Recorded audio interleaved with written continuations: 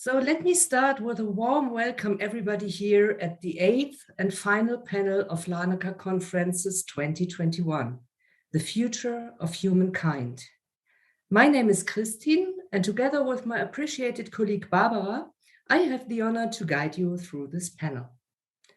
Our idea, we started 2018, to invite people from all over to not only attend conferences, but to develop and implement projects together that can make a difference locally and globally. We have already started with constructive work and community cohesion across the boundaries of our ideologies, which helps to succeed in overcoming the major crisis. I think we all realize that it's not the planet we have to worry about so much as it is us as human beings, our survival, our future. This year is the first in which experts and participants can work together in an integrative way. We had actually hoped for a slightly larger number of participants, but quality is always more important than quantity. And I observe that despite our high level of technological development, which should actually create more free time for us, many people are so tied up right now in the pandemic with work, taking care of their children, and ensuring existential security, so that what little time is left is naturally devoted to family or a little relaxation. I am a single mom myself, and I know what that means. We will never succeed in spurring everyone on, but we do not have to. The well-known cultural anthropologist Margaret Mead once made this statement, which I'm sure you're all familiar with. Never doubt that a small group of thoughtful, committed individuals can change the world. In fact, it is the only thing that ever has. With this in mind, I now look forward to the final conference of this year's Larnaca-Conferences and wish all of us success and much enjoyment with the topic that affects us all, the future of humankind. Now I hand over to Barbara. Thank you, Kristin. Thank you very much. And I'm quite excited and proud to moderate with you this last conference. It's always exciting to be on the last and on the first. And I would to very briefly introduce the audience to how to Larnaca, so to give you an overview how this conference works. And are you going to do it on your screen, or shall I do it on my screen? I can do it if you want. Just a moment, please.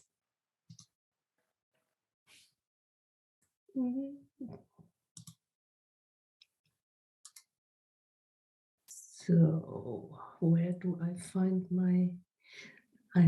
It's not a tech conference, so.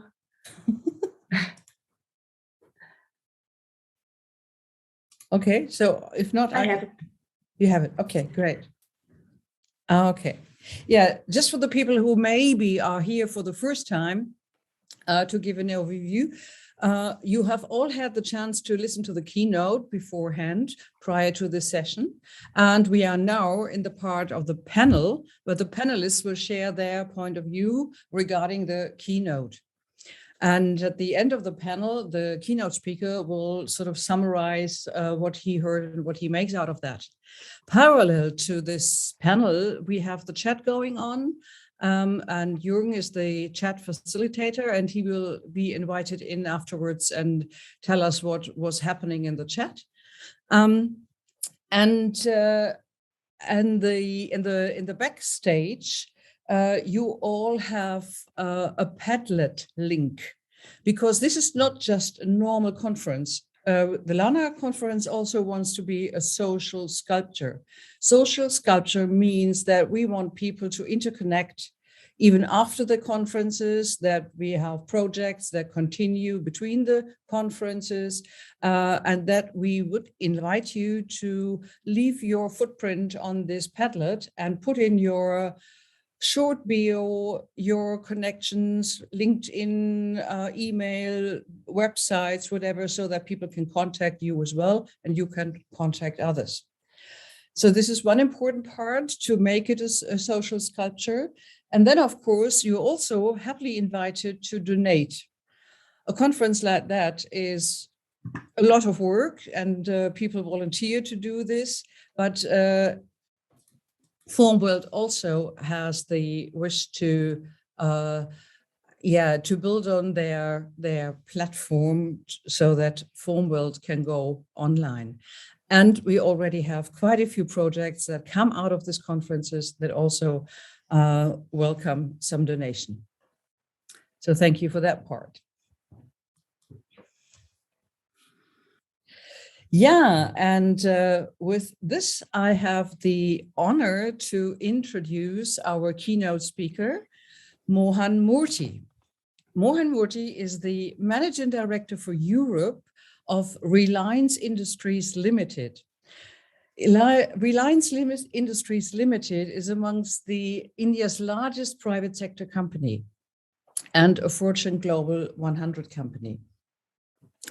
So Mohan Murti has over 40 years experience in promoting global business strategy, developing long-term relationships with vendors, and creating mutually beneficial partnerships between European and Indian governments and corporations. He's right now in India, as we just heard, and he's sort of traveling Germany and India. And he's also a fellow of the French Government Agency for Commercial, Technical, Industrial Corporations, and he serves on the Executive Committee of the United Nations. And also he's a writer and writes on topical issues in leading newspapers. And when you heard his keynote, then you also know that he is a big fan of the Neanderthal Museum in Düsseldorf, where he goes and visited frequently with his wife. I really love that.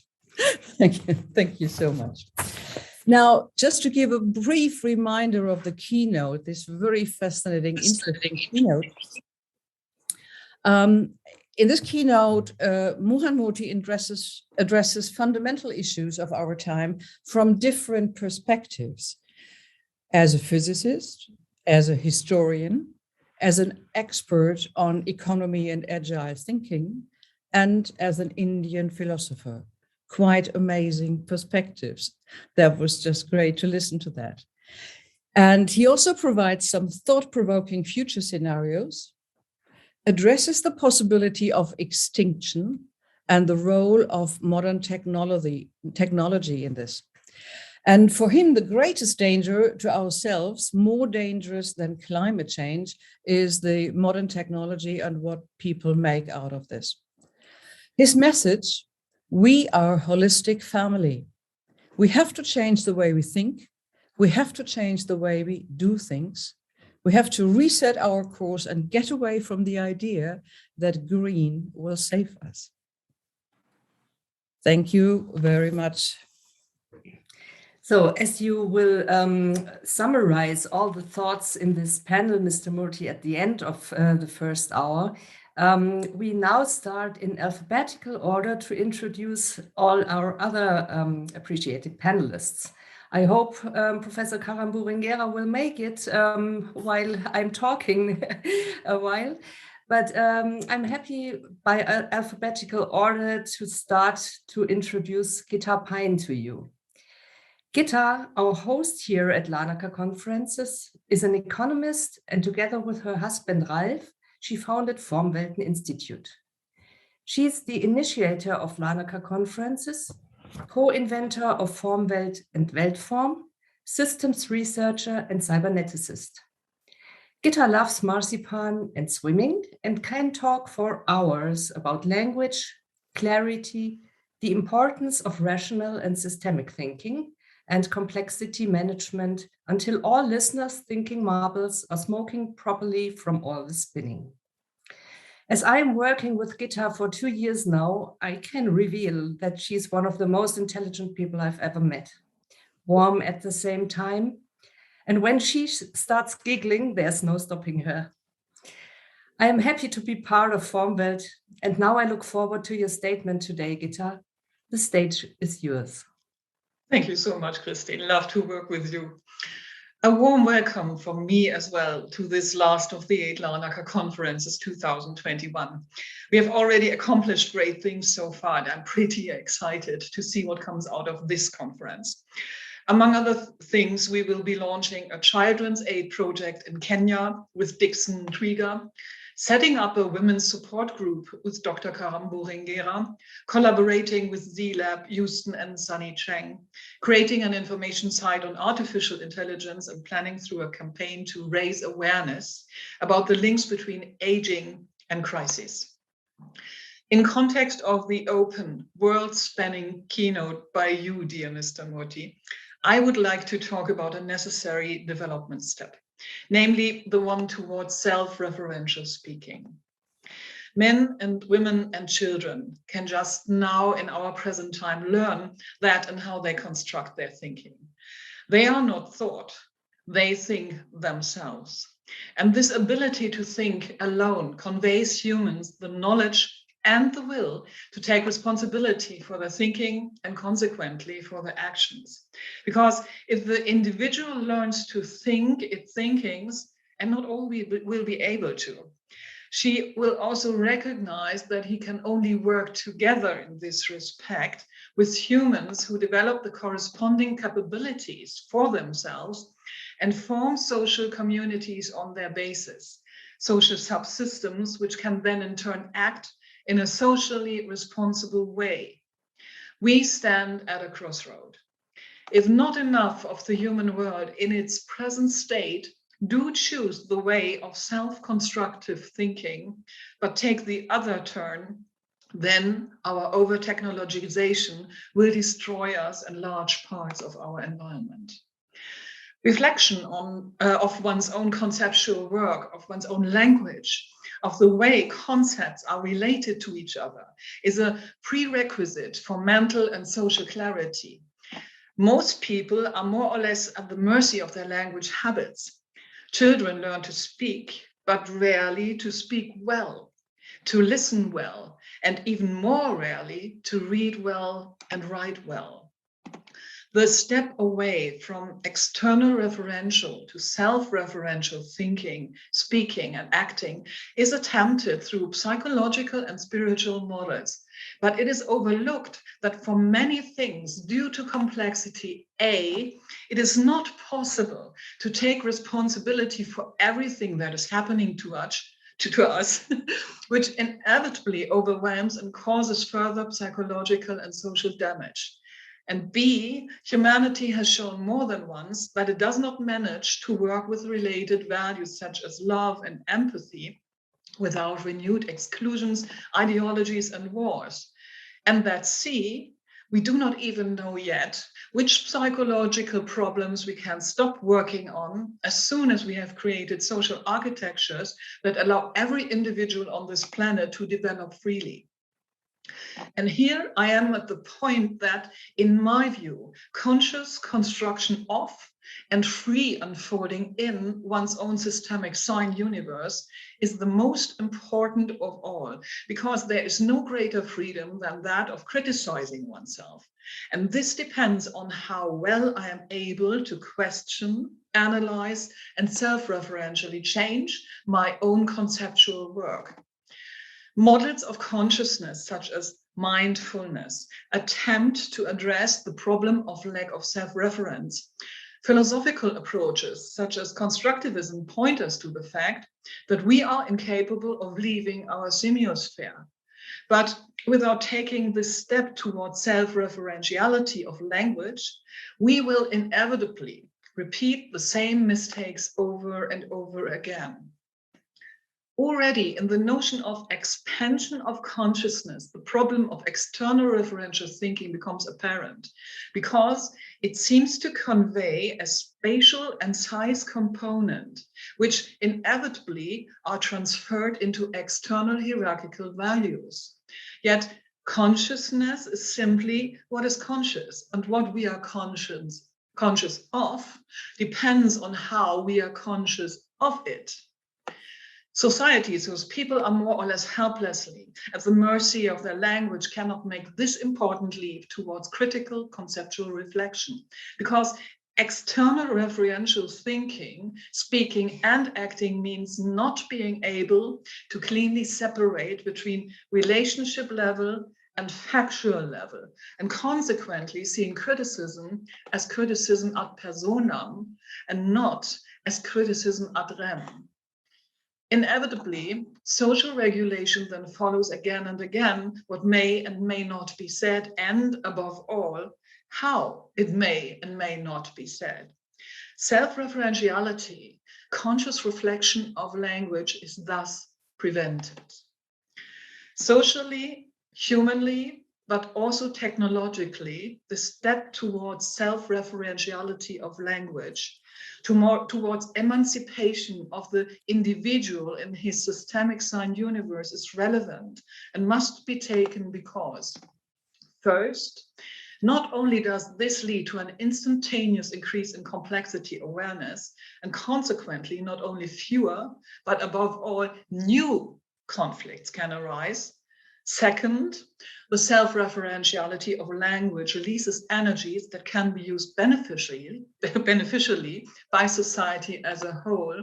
And third, there are technologies which are not even possible without individuals emancipating themselves in their systemic sign universe, such as more complex human-machine interactions, like extensions of the human brain. With people who do not know how to clarify and concentrate their concepts and connect them logically and skillfully, no complex machine, brain-to-machine processes can be controlled. Societies whose people are not capable of moving freely and confidently in their systemic sign universes cannot produce technologies that challenge those people at the very point of enhancing their performance for the good of the social community. They can only produce consumer products and increasingly easy to use user interfaces, but not products of systemic education, but help to increase precisely this meaningful creative involvement in society. Conceptual clarity and emancipation in one's own semiosphere are the foundation for something that evolution has laid in us. We are the first species on this planet that is able to intervene in its own evolution. To destroy the planet in such a way that we destroy our basis of life at the same time is not an evolutionary achievement, but to proceed critically and self-reflectively and to take responsibility for how we think, speak, and act. Not only do we have to take this step, I'm also convinced that we will take it. Thank you very much. Wow. Thank you, Gitta. Thank you so much, Gitta. And therefore, about 30 people are working voluntarily for you. And that is why we really appreciate donation to build the platform you already constructed. Thank you. Yeah. So as Clara Muringer hasn't made it yet, Barbara, I suggest... Then I have the pleasure to introduce to you Clara Wong. Clara Wong is from China, and she tonight sacrifices her night's rest because in China we have late night right now. So thank you very much that you are here. And Clara Wong is a former senior vice president of human resources of Walmart and works today as a senior leadership advisor with McKinsey. She's an executive coach and facilitator and certified on brain-based leadership topics by the Neuro Leadership Institute. And thankfully, she shared a fun fact with her about herself, and I'm happy to share this with you now. About 10 years ago, she traveled to New York, and this was the first time she ever traveled to New York and to the US. So she was a total stranger. And she was walking around Times Square when a white lady came up to her and asked her about some restaurant, which of course she didn't know anything about. And the lady then told her she thought Clara would know the address because she looks like a local. And she was amazed by people, and Clara was amazed by how people perceive other people and how we can be mistaken if we do not really check. Thank you very much, Clara, for this nice story. And now it's your time to show up with your statement. Thank you so much, Barbara. Thank you so much. And Gitta, I now definitely see clearly what Kristin mean when she said you're so intelligent. I do see a lot of intelligence in your speech and a lot of passion. I'm really inspired. Thank you so much. Yeah, because you have laid down a beautiful, actually summary of what I'm going to talk about, but you use a lot of languages, which I think is it was a lot of clarity. I probably would use different languages, but I do see a lot of common things in what you said. So my heart is touched. So anyway, thank you for having me here. I'm very honored and excited to share with you my views on this very important topic, the future of mankind. You know, I have a daughter. She's 21. She's studying arts, and she wants to become a painter someday. So I think about the future of mankind. I think about my daughter. And I think about her daughter, you know, her daughter's daughter, you know, so the list can go on along the line of the family. So I have this kind of imagination, and it could be a dream though. So in 50 years of time, if I can ask a question of, you know, the daughter's daughter, and that little girl, and I would ask you, what is your life like? So I could see that she may have some chips in her body that helps her to learn faster, to stay healthier, to have a more convenient life. And she probably lives in a place, a city where the energy is run in a different way. Probably less energy is consumed, a different kind of energy probably.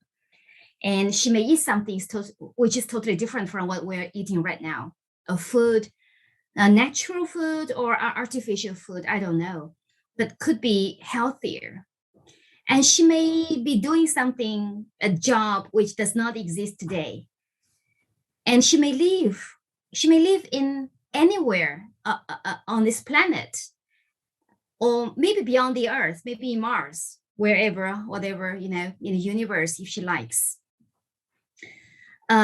So if we look, and she's not alone, she has many people around, you know, on that planet. Most of people are living like that. So if I look at the future, I'm quite positive that the living conditions will be much better than what we have today. However, there's one question I have on my mind. If I could ask that girl a question, I would ask her, are you happy? So she might ask me, what do you mean by being happy? So this is my answer to her. When I say being happy, I mean, do you have a joyful inner energy that make you your own source of happiness, that you can have your own inner peace and stability? You can deal with your fears.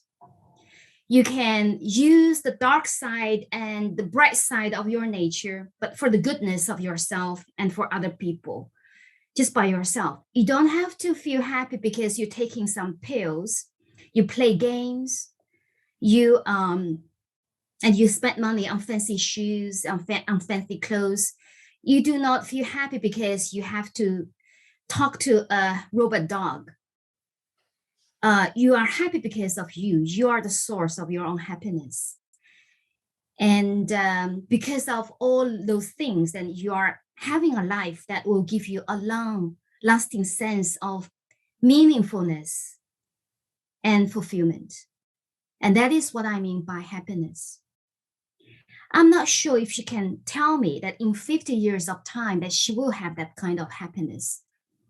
But I'm hopeful. I am positive that probably in about 100 years, we human beings can find a way that we can have that kind of inner world that is as advanced, as good as we have in the external world that we have.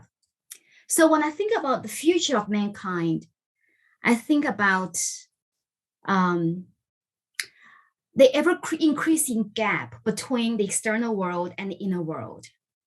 While we spend so much money and we're so excited for all the material advancement like the AI technology, and we are reforming our political systems. We're looking at the climate changes. We're fixing social problems. Honestly, I'm not seeing that same vigor and excitement for building a better world, inner world for mankind. And I think that is important. I think we are probably making some big mistakes if we do not take actions right now.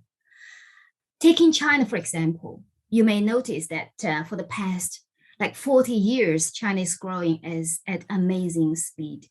And the living conditions here is much, much different from what it was 40 years ago.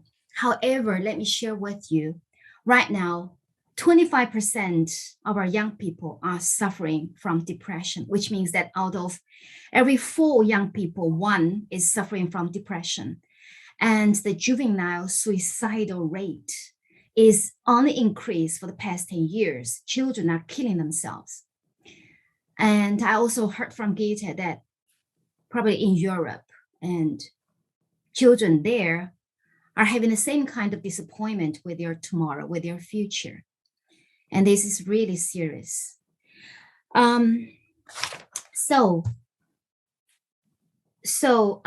think this is something that we all need to be aware and take actions on. And I can share with what I'm doing right now as an executive coach, what I'm doing with the business leaders. Some examples later if we have time in the breakout room. Well, around the world and throughout history, I do see many things are being done by great people. I think in German, there is a great, I read the book by I hope I pronounced his name correctly, Eckhart Tolle. Is that right? Yeah, I read his book, The Power of Now, which is so inspiring to me. But I actually call for educators and also political leaders, business leaders, policymakers, and regular people like myself to pay more attention to this. Just now, Gitta laid down a beautiful plan about language, about more consciousness, about living a more conscious life, about thinking about our own thinking so that we can have more awareness of what we think, what's going on here. One point I would like to make is that I do see in our world what is happening about the solutions. When we look for solutions to deal with such kind of problems, we actually look for anger to deal with anger. We use disappointment to deal with disappointment. We use a lot of negative emotions and negative statements to deal with things we don't like. So it's like a double negativity. It's like a double anger, a double evil. So what I would like to call for people to pay more attention. And one thing I would think is that can we start from every one of us to look at our own inner world? Can we turn to the bright side? Can we use different things to deal with evil things? Can we use the opposite things to deal with what we don't like? More exclusive, be more exclusive, be more aware, to be more conscious of what we're happening here, to transform our inner passion of transforming the world into a beautiful energy of transforming ourselves into someone happier, with more hope, with more belief in our humankind, so that we can use that energy in a better way. Yeah, so that's what I want to share with you. And I would like to discuss with you all more in the breakout sessions. Thank you. Thank you, Clara. Thank you for this touching introduction as well. Thinking of your daughters and their happiness. Yeah. Now I would like to lead back to Mohan Murti, and I hope that you could follow the two statements, the panelist statements. And I would like to invite you to comment and summarize, and also what you take out of this for yourself. Thank you very much. I liked, this is a session after listening to the summary or the snapshot given by the panelist from China, Ms. Wong. I would say it's East meets East, because China and India, we're not only neighbors, but we also share common cultural heritage, thousands of years of trade with each other, thousands of years of exchange of ideas, knowledge, and many other things. I'm in the same wavelength and in the same page as what Ms. Wong said. And I mentioned this in my keynote. If you call me a philosopher from India, then it is because of the very fact that I mentioned that humanity somehow in all these years, busy chasing a kind of happier life with new technologies, new iPhone. Ultimate happiness is not in that. It is very unfortunate that human beings have forgotten to look inwards, and we are continuously changing or chasing, material goods, which we think will bring us more happiness. But it has only led to unhappiness, Great Depression, suicide rate is increasing across the world, not only in China. Broken families across the world again, and now more so because of this home office concept. Everybody's fed up of each other and working within the same home. The wife likes to see the husband go away at least for 8 hours or 10 hours. But now with home office, with children at home, with virtual education, everything is in a turmoil. The world is in a state of flux, as we call it. And in all this, ultimately, our education does not teach. And our attempts, even in families, in the upbringing, does not teach us to look inwards and to find peace within and happiness within ourselves. So I think it's a very, very important point touched by, excellent point touched by Ms. Wong, and I congratulate her for bringing this up. And I'm with you, Ms. Wong, on what you have said. Humanity has failed, miserably failed, in the last few centuries in our attempt to, look for short kind of termed happiness, and we've forgotten the big picture, and that is leading to a lot of unhappiness and turmoil. This is what I mentioned also in my keynote about technology. We're continuously chasing technology on the one hand. On the other hand, we talk of sustainability and how we can sustain what is our growth without destroying nature and the planet. They will never go together. It cannot happen. I can tell you, because I'm from industry, and we are in one of the most polluting industries, which is oil and gas, petrochemicals, and it just cannot happen. You cannot have a world where you can have sustainability, growth, and development, as you call it. And on the other side, also think about the planet. No, it can only be either or. We can try and fool ourselves by saying neutral, carbon neutral, and do things that can neutralize your evil that you have contributed. It doesn't work like that. No. And developing countries like India, China has already done it. They have been ahead of India in terms of development. They have 20 years of lead before India. But India is on the way. Our population has to be uplifted. And how can we talk about sustainability? Yes, our Prime Minister went abroad and he talked about, India by 2050 will be carbon neutral, and we will have substantial amount of e-mobility and solar and wind and all that. Yes, it's all good, but ultimately in my keynote I have mentioned this, that even e-mobility and solar and wind will contribute to pollution, is going to heavily contribute to pollution, and it cannot be sustainable ultimately.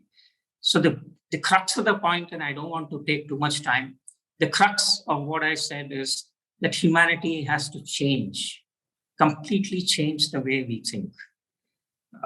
We need to press reset, a hard reset, in fact, in the long term, if we have to really sustain this kind of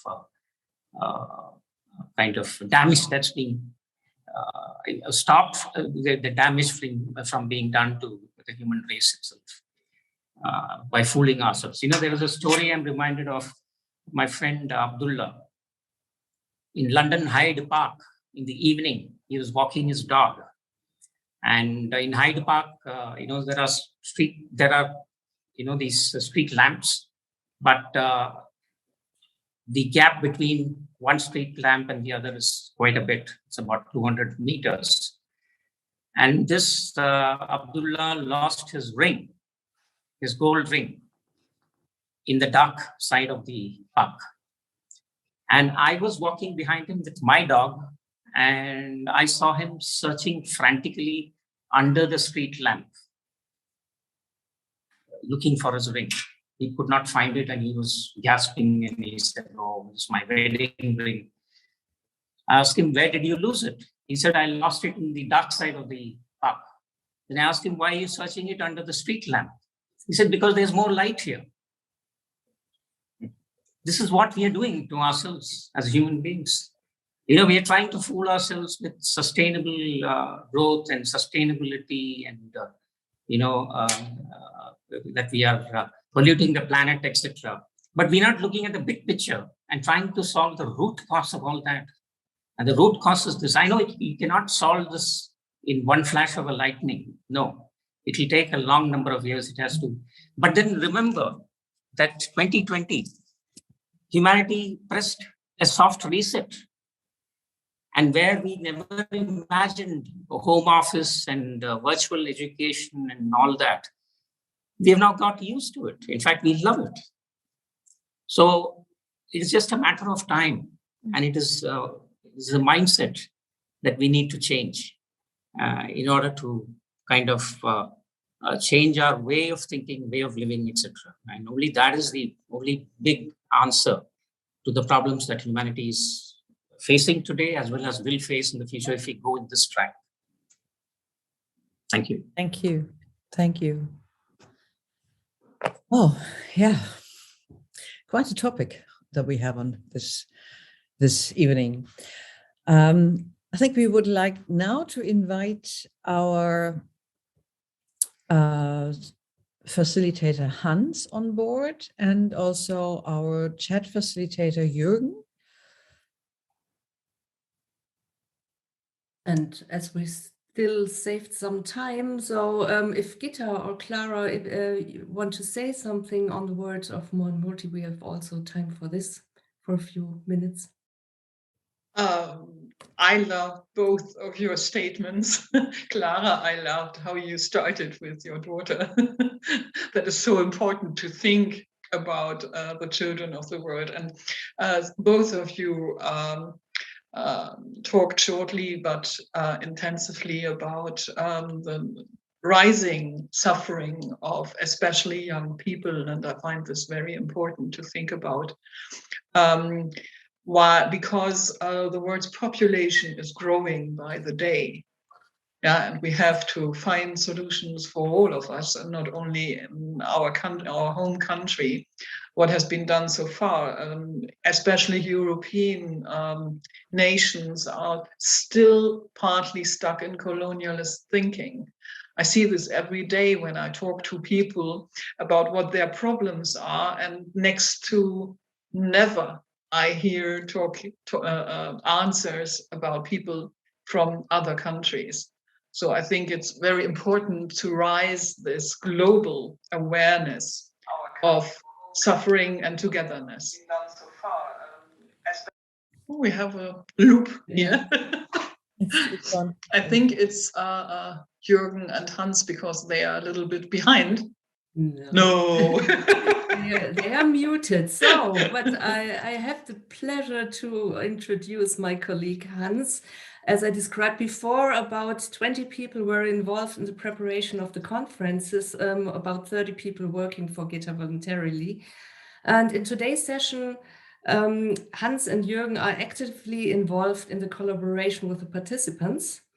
So Hans will be collecting informations on a whiteboard later in the breakout sessions after a short break. Very warm welcome, Hans. You want to say something about your board? Not yet, Okay. but later on. any breakout sessions. Great you are with us. Thank you. And we also have an external chat, Barbara, isn't it? Yes, and Jürgen, you have, I know in the preparation for today, you have thought about some interesting questions. Are we having a, Jürgen, you can hear me, Jürgen? Okay. Yes, we would like to invite you to see if these questions gave the beginning to some interesting discussions going on in the parallel chat. Yes, and Jürgen, you have, I know in the preparation. Maybe you stop your stream, Jürgen. We have some technological problems. Yes, and we all have to learn with them. Should come from the stream. Yes, we would like to invite you to see if these questions gave the beginning to some interesting discussions going on in the parallel chat. Yes, there were some interesting discussions and also some interesting. You have to shut the other channel, Jürgen. You are in a loop right now with 2 channels. You have to concentrate on the one you are in now. Come from the stream. Just press stop or pause. Oops. No. Okay. It was the wrong one. So if there are some thoughts, Clara, you want to give on Mohan Murti's statement, now is the room for it. Yes, I think it's a very interesting topic. Well, on one hand, I notice there's a lot of disappointment about humanity, like what Mohan Murti said, that we definitely needs to work on that. On the other hand, I do see in the long term, the dark side of the humanity can lead us to a situation where we could benefit from. So it's like a dilemma, and I don't have a good solution for that. I haven't thought through about it. What we suffer actually will eventually take us to a better result, if you know what I mean. It's like a loop, like, you know, if we need to be careful with the things that with the evil things that we do. To summarize that, we human beings are good at making problems. We're also good at making solutions. Thank you for the optimism in there. Yes, I choose to be optimistic, because I think once we choose to be pessimistic, we sometimes will, well, many times we'll end up in a very bad in a bad situation. And that's the choice we need to make. That's actually one example I call to watch our own thinking, to think our own thinking. Are we moving towards the positive side, or are we moving towards the pessimistic side? And we need to manage our thinking in that regard as well. Mm-hmm. Thank you. Thank you. Now we have Jürgen on board again, this time with no halo effects. Great. Yes, you already said there are some interesting discussions going on in the chat channel. Yes, please let us hear. Yeah, first of all, people referred to the keynote of Mr. Mohan Murti, and Mr. Mohan Murti stated that the climate crisis is not the issue here. And his father said that we are running around like headless chicken. And this was the leading comment for another participant in the chat, who said who confirmed that we have to change. We think we have to change the way we do things, and that we have to get away from the idea that green will save us. So this was a remark by a chat participant, and he said stepping back might be a problem solver and saving energy as well. He's not so much an advocate of building more and more renewable energy plants.